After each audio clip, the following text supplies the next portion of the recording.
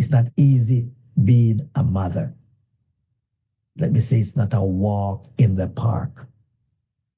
It's a lifelong job. It's not a chore.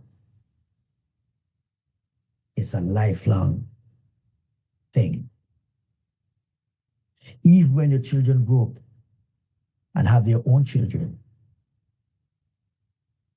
she still sees you as her son and daughter.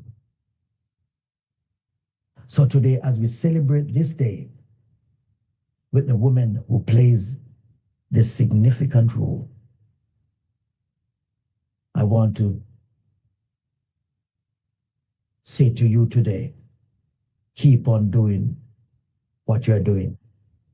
You're being called for such a time as this.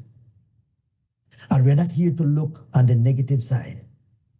We're here to look on the positive side and tell you how much we love you and respect you and care for you